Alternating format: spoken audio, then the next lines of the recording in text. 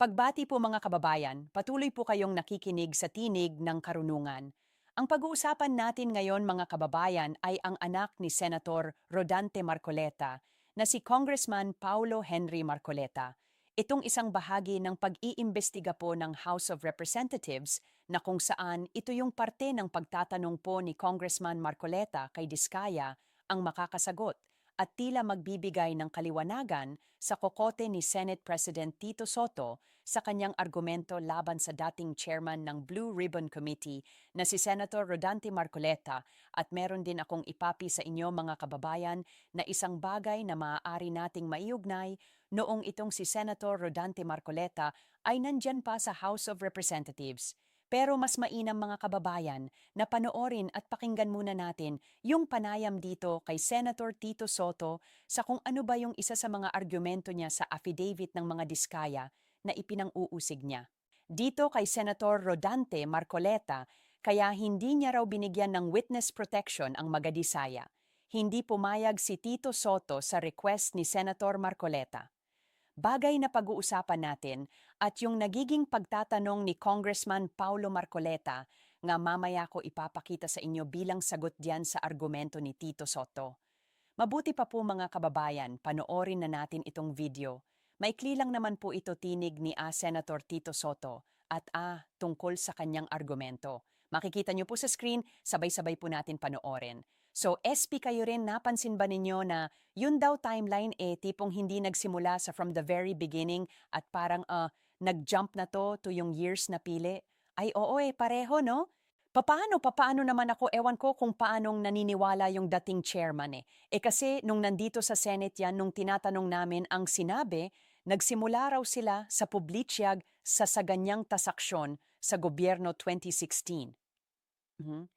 'Di ba nung tinatanong ko o sa panahon ng Duterte at Picab, appointed ng Duterte, pinigil na nga ako ng chairman na natatandaan nyo. Or anyway, dahil naubos na yung oras ko, pero pagdating sa House, ang pinagyayabang nila, nag-umpisa raw sila panahon-panahon ni Gloria Macapagal. Kaya marami raw silang ipon, marami raw silang pera, 'di ba Gloria Macapagal? Pagkatapos Noy Aquino, panahon din daw, pagkatapos kay President Marcos daw. Asan yung president? Asan yung kay Duterte? Asan yung panahon ni Duterte? Ba't hindi niya binabanggit? Bakit ba si Duterte ang gustong-gusto mong mabanggit ng mga diskaya? Bakit? Yan ba ang panakip butas mo sa pinakadapat na managot diyan sa anomalya ng flood control projects? Tatakbuhan nyo na naman. Gagamitin nyo na naman yung pangalan-apelido ng pamilyang yan para ibaon yung katotohanan na dapat malaman namin na mga mamamayang Pilipino, ganyan nakadesperado na. Para bagang sinasabi ko na nga nung nakaraan sa isang video natin, huwag na tayong mag-focus sa current administration, doon na lang sa dating administrasyon. Palalabasin nyo na ang pinakamay sala ay yung dating administrasyon at hindi yung mga tao ng current administration. Bakit? Kanino ba ang administrasyon ang pinakamalaking nakulimbat ng mga diskaya? At itong si Senator Tito Soto, hindi ko alam mga kababayan kung siya ba ay dahil sa katandaan, medyo hirap na siyang umunawa ng sitwasyon, ng impormasyon, ng mga detalye, o sadyang sinasadya niya lang na pilipitin yung katotohanan yung affidavit para umayon yung sitwasyon at yung magiging pahayag ng mga diskaya sa kagustuhan nila. Kasi mga kababayan, isipin nyo si Senator Tito Soto, siya na mismo yung nag-iimbestiga, siya na yung nagtatanong. Kasama siya sa mga nagtatanong sa Senate Blue Ribbon Tapos palalabasin niya na hindi niya raw siya makapaniwala. Bakit daw naniniwala ang dating chairman ng Blue Ribbon na si Senator Rodante Marcoleta sa affidavit ng mga diskaya para bagang may contradiction daw doon. Sa affidavit, walang contradiction. Nasa pangunawa po ninyo. Kayo lang naman ang nag-a-assume na panahon pa lang ni Gloria kasangkot na ito sa sistema ng katiwalian sa gobyerno. Yung sinasabi po na nagsimula na proyekto ng mga diskaya sa panahon ni Gloria ay yung pagtatayo po nila ng business sapagkat nagsimula po sila 2003. Panahon ni Gloria yon, kayo na nga yung nag-iimbestiga, hindi nyo pa rin naliwanagan sa isip nyo yon. Isinalsay na nga nung dalawang diskaya na hanggang sa dumating po yung punto, nagkakaroon kami ng project, nagkaroon ng konting tagumpay. Tapos ay meron pong lumapit sa amin na nagpakilalang bata ng kongresista. Tapos ang sabi niya po, maglagay daw po kami sa kanya para magpatuloy ang aming mga proyekto with the government. Pero anong nangyari? Tinakasan sila, ini-scam sila nung nasabing tauhan, or sa makatuwid, wala pa sila doon sa sistema. Kaya bakit mo ke-question na bakit hindi sinasama yung panahon ng Aquino ng Arroyo ng Duterte? Alam mo, Tito Soto, yung ganyang katuwiran. Katuwiran din ni Kiko Pangilinan yan eh. Si Senator Kiko, yan din ang argumento eh. Bakit daw hindi isinasama yung panahon ng mga Duterte? Bakit ba Duterte kayo ng Duterte? Yan ang sasagutin mamaya ng mga diskaya. Batay dun sa naging pagtatanong sa kanya ni Congressman Marcoleta na isasampal sa inyo ang katotohanan. Bakit nga ba hindi binabanggit ng diskaya ang mga Duterte? Dahil ba pinagtatakpan ng mga diskayang mga Duterte, kagaya ng bintang ninyo, pinalalabas ninyo na pinoprotektahan ng mga diskayang mga Duterte? Anong pagpoprotektahan ng mga yan? Pambihira, nasa current administration na nga yung pinakailaglag nilang mga congressman. Mas matatakot pa ba sila sa Duterte na nakakulong na nga sa ICC kesa dito sa mga congressman na lantaran na? Sabi nga ni Senator Marcoleta, tinatakot na nga ang mga diskaya na kapag ka hindi nagpangalan ng senador ay iko-contempt sila. Sino ngayon ang kaduda-duda? Po ba? Bueno, dumako tayo dito sa pagtatanong ni Congressman Paulo Marcoleta na sinagot ng mga diskaya at ito ang dapat natanggapin bilang sagot nila Tito Soto, nila Kiko Pangilinan. Sama mo na yan si De Lima na makapagpayag. Akala mo kung sino na keso grabe daw ang naging garapal na korupsyon sa panahon ng mga Duterte dahil sa flood control. O tingnan natin kung ano ang sagot ng mga diskaya. Bakit nga ba hindi sila nagbanggit ng mga pangalan ng mga opisyal under the leadership of Duterte administration? Pwede papakinggan ninyo, makikita nyo sa screen. Mr. Chair, I also inquire if I'm also part of the list. Baka hindi rin po kanina pa po ako tenure dito na inaagnas na po ako dito. Nako, ito yung isa ko munang ipapapansin. Hinto ko muna saglit. Nung congressman pa si Senator Rodante Marcoleta, pinag-iinitan siya sa House of Representatives. Tipong pag magsasalita siya, magtatanong siya, laging kinakat, pinuputol. Meron nga siyang pinangalanan na tatlong-tatlong mga kongresista rin na sapaw ng sapaw sa kanya.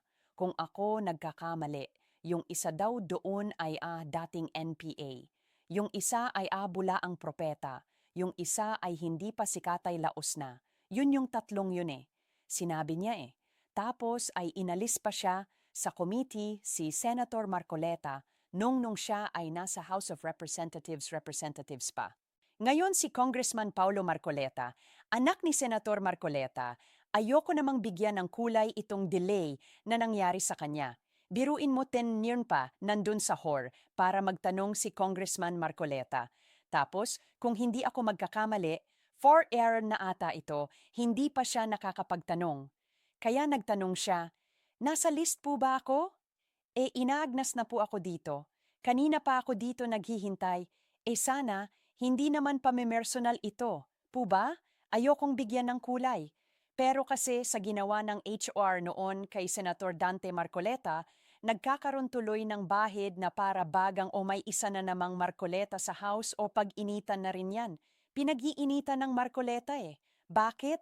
Dahil ba sa pagpinagbigyan na ninyo ng pagkakataong magsalita, yung Marcoletas na yan merong masasapul sa inyo. Merong factor ang bubungad at lilitaw para hindi masunod yung gusto ninyong mangyari at matumbok. Kaya tinitipid ninyo, dinedelay ninyo, pinuputol ninyo, sinisiraan ninyo, pinipilipit ninyo yung katotohanan. Bueno o na yung pagtatanong ni Congressman Marcoleta dito sa Diskaya kung bakit hindi niya mapangalanan yung mga opisyal under the administration of Duterte. Tuloy natin, okay, para malinaw. Also, if I may interject from the line of questioning of the Honorable Congresswoman Luistro, if I may, Mr. Che, sige po, opo, medyo nagagalumihan po ang ating kongresista. Naku, bakit? Dahil ayon po sa kanya, bakit ayaw magsalita ni ng ating resource person nung mga taong nanghihingi sa kanya from the past administration? at kung bakit ang binanggit niya lang sa kanyang affidavit M ay yung mga taong nanghihingi sa kanya in the current administration. O di ba? Yan ang katuwiran ni Tito Soto ni Kiko Pangilinan. Bakit daw hindi pangalanan yung mga tao sa past administration at sa current administration lang daw nakatuon? Bakit daw hindi malantad-lantad ng mga diskaya yung mga tao sa panahon ni Duterte at parang yung panahon lang ni Marcos? Yung mga tao lang sa panahon ni Marcos ang pinangalanan. Oo, yun din yung argumento nung isang kasama ni Congressman Marcoleta sa House of Representatives. Talagang pinipilit nila, sabihin mo may Duterte, sabihin mo may Duterte. Eh bakit nga kasi wala? O ito na, just for context and for clarity, Mr. Resource Person, yun po ba ang nanghihingi sa inyo nung mga nakaraang administrasyon? Yung pangpanahon ni Pangulong Duterte, panahon ni Pangulong Aquino, panahon ni Pangulong Arroyo, nag-attempt silang humingi. Po ba? Yes, Your Honor. Kayo po ba ay nagbigay sa kanila? Your Honor, hindi po yon. So, ang ibig kasama kaato, kaya lang nakalagay yung mga pangalan dito dito sa 18 congressmen na binanggit nyo dahil ito ay natuloy yung bigayan. Yes, yes po, Your Honor. Kaya nakalista ang mga pangalan nila dito kasi ito po yung meron po akong physical knowledge po. So yung mga failed attempts na kumuha hindi mo sinama dito kasi hindi naman po successful yon. Yun ang sagot do. Sa panahon ng mga nakaraang administrasyon, merong nag-attempt pero hindi nagtagumpay, hindi successful. Kaya bakit ninyo ipipilit na pangalanan ng mga diskaya, idawit ng diskaya ang Duterte administrasyon samantalang walang successful na transaksyon na nangyari sa kanila ng panahon na yon?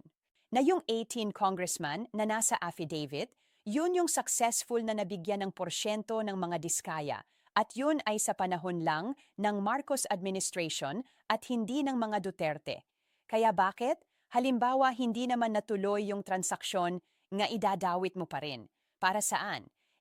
Ang mas mahalaga sa testimonya, sino ba talaga yung sangkot? Pag sinabing sangkot, yan yung mga nag-success, nagtagumpay yung transaksyon. Meron talagang nakulimbat, meron talagang nakuha. Yung mga tao sa nakaraang administrasyon, hindi nga successful yon. Ag hindi successful, may makukulimbat ba sa mga diskaya? Wala. Siguro maaari sa ibang kontraktor, pero kung sa ibang kontraktor man naging successful, bakit ninyo ipapasubo sa mga diskaya yung hindi naman nila ginawa o hindi nila kasalanan? Kung meron mang kasalanan ng mga diskaya, yun yung pagbibigay nila ng porsyento sa mga tao ng current administration. Ay kung meron kayong gustong tumbukin sa past administration, huwag ninyong ipasubo sa mga diskaya sapagkat hindi naman nila ginawa yon. Hindi sa pinoprotektahan natin ang mga diskaya. Ang atin lang lumabas ang katotohanan sapagkat itong mga taong ito, yung mga iba, yung mga kasama ni Senator Marcoleta sa Senado, yung iba dyan gustong pilipitin ang sitwasyon. Tapos sasabihin pa nung isa, edit daw yung affidavit, kasi yung timeline parang salusalungat. Yung pagkaunawa po ninyo ang salusalungat kasi ina-assume nyo na agad na panahon pa lang ng Arroyo meron ng transaksyon. Panahon pa lang ng Aquino ng mga Duterte, meron ng transaksyon. Wala failed attempt nga, hindi nga nag-success Paano magkakaroon ng transaksyon? O dito pa lang mga kababayan kitang-kita na, ang agenda ng mga yan walang iba kundi ituro na naman, gamitin na naman ang apelyido ng mga Duterte para pagtakpan kung sino talaga ang may pananagutan sa anomalya. Hindi talaga mapagmalasakit yang mga yan sa sentidong gusto nilang bigyan ng hustisya at katarungan ang sambayan ng Pilipino mula sa nakulimbat nilang o nakulimbat ng mga tiwali na pera sa kayan. Yan ganyan katindi ang mga yan. Tuloy natin pero may attempt. Yes po, so ito lang mga ito yung nakapagbigay ka. Yes po, you honor.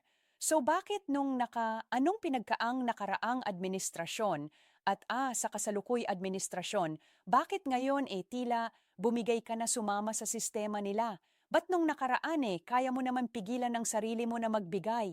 Anong pinagkaiba ng administrasyon na to sa nakaraang administrasyon?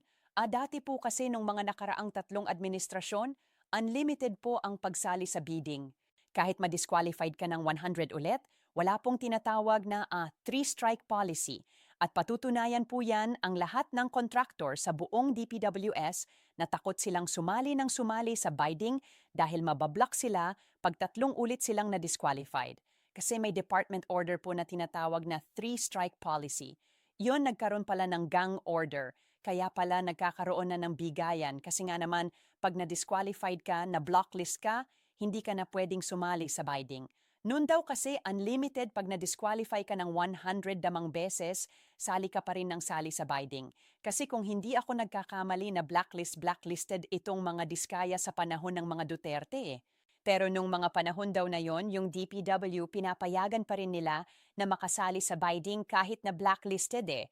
Dumating yung current administration, nagkaroon daw ng department order na kapag naka 3 strikes ka, hindi ka na pwede sumali doon na nagkakaroon ngayon ng transaction o kung ayaw niyong ma-disqualify, talaga maban, magbigay kayo.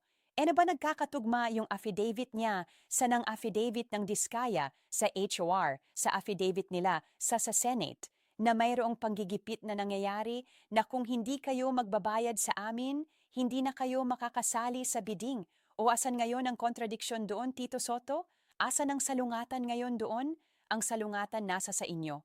Yan yung sinasabi ko pa ng nakaraan na sabi nyo, kapag ka dating kay Bryce Hernandez, hindi mo na kailangang kumonsulta kay Senator Rodante Marcoleta o sa Senate Blue Ribbon. Pero pagdating sa pagbibigay ng proteksyon, witness protection sa mga diskaya, kukunulto ka bigla sa Senate Blue Ribbon. At sa bagong chairman na si Ping Lacson, wala kinokontra mo sarili mo. Napakahina. Napakahina ng katwiran sa katawan. Yan ba pagtitiwalaan pa? Kaya pinagtatawanan na lang eh. Nagiging imbes na may nabasa akong comment eh. Ito comment lang naman nilabasa ko, hindi na raw Senate Blue Ribbon Comedy? Senate Blue Ribbon Comedy na daw? Wala eh.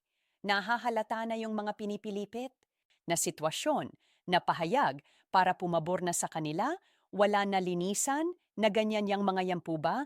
Sana mga kababayan, nakikita natin yung motibo ng mga yan at sa mga susunod pa na investigasyon. Tayo man din ay tututok dyan kay Congressman Paulo Marcoleta kasi nakikita ko parang gigipitin din to gaya ng tatay niya na nangyari sa House of Representatives nung congressman pa si Senator Rodante Marcoleta na ginigipit po ba kinakayan-kayan dinadarag-darag.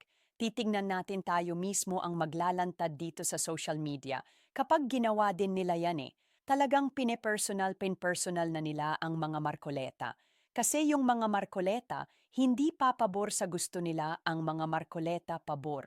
Sa kung ano yung totoo, sa kung sino ang dapat na managot pabor, sa taong ang bayan, hindi sa kagustuhan ng kung sino man diyan sa politika na may pansariling agenda. Mga kababayan, sana patuloy po kayong mag-antabay at patuloy nyo ring ihayag sa ating comment section ang inyo pong mga saloobin. Diyan po tayo, diyan po ako magbabasa ng mga opinyon ng aking mga kababayan tungkol nga dito sa malawakang anomalya ng flood control projects. Ay paano po mga kababayan? Hanggang sa susunod po na talakayan. Paalam. M.